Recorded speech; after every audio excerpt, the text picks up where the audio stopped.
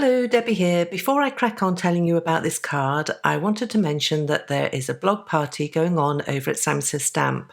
The party involves lots of inspiration using the new Stamptember release from SSS Stamp, as well as lots of fun and games along the way.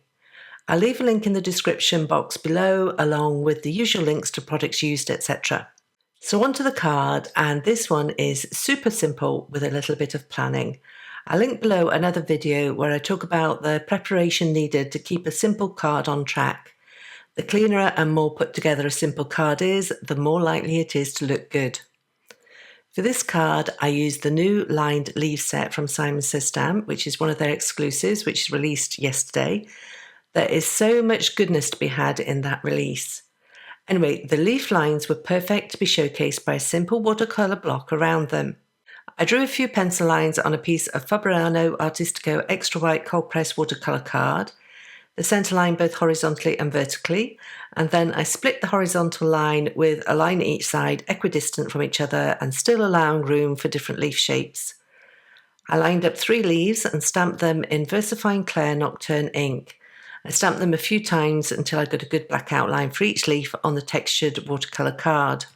I erased any pencil lines I could at this point. Watercolour can trap any layers or marks underneath it, and so removing the pencil lines ensured that these wouldn't be visible at the end. To guide me, I loosely drew 3 organic shapes around the leaves. I kept the grip on the pencil towards the end so that the pencil lines were less precise and more natural. I lightened the lines with the kneaded eraser, which lifts some of the pencil lines so that they are barely visible, but I could still use them as a guide. Putting the panel aside, I worked on preparing a colour palette. I love adding navy into an autumn mix currently, and so I chose Naples Yellow Reddish, Payne's Grey and Peroline Green. To warm up the peach colour, I experimented with adding transparent red oxide around the wet edges. With the watercolour palette sorted, I taped the piece of watercolour card to a board to help prevent warping. It's automatic. I didn't use that much water, but I work on the better safe than sorry theory. Starting in the middle with a peach mix, I used a small size 2 synthetic brush and painted just inside my organic shape guideline. I also left a small gap around the leaf edges, not painting right up to the black line, but just leaving that little bit of breathing room. I worked my way around the leaf at all times, keeping the working edges wet to ensure a smooth blend. If you start painting and then leave that edge to dry before getting all the way round, then you will get hard lines, and my aim for this watercolour was a soft, smooth blend. I repeated the process for the green leaf and blue leaf, and as I passed the edge of the peach block, I let the 2 colours touch.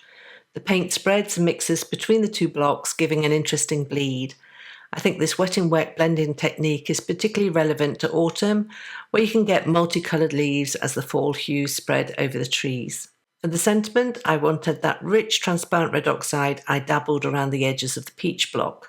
I wanted that for the sentiment strips so that it would tone with the colours I'd used but also stand out from them. I used a piece of hot press watercolour card. The smooth surface is easier for stamping on, and I painted a couple of layers of transparent red oxide to get a rich hue. I then placed the card in the misti, treated it with anti-static powder, and stamped the greeting in clear embossing ink before sprinkling with white embossing powder and heat setting. I then cut the greeting into a skinny strip with a craft knife, metal edge ruler, and self-healing cutting mat, and then I added foam squares to the back of the sentiment strip. By now the watercolour panel was dry, and I used an eraser to remove any visible pencil lines. Using a mini slimline craft envelope as a guide, I cut and scored a card base from FOG Card. The grey provides a subtle backdrop to the cream of the watercolour card without it being too much of a contrast. I added foam adhesive to the back of the watercolour panel and then adhered that to the FOG Card base. I debated adding the sentiment strip over the leaf on the right side. However, the leaf on the left was smaller and there was more watercolour around it, and so the greeting added more weight to this block. I added a couple of eggshell pearls to accent the sentiment. And so there you have it, a super simple stamped watercolour leaves card in a modern fall palette. And can I just say, just let's ignore the speck of whatever on the card base. Luckily it wasn't there by the time I came to take pictures of the card. And for those of you that do take photos of your cards, One top tip is to always run a microfiber cloth over everything before starting to help with those pesky specks of dust. Trust me, when you don't, all of a sudden all you can see is the dust. Well, that's me for today. Don't forget to check out that blog party. I'll leave a link below, and as I mentioned, all the products I used are always linked in the description.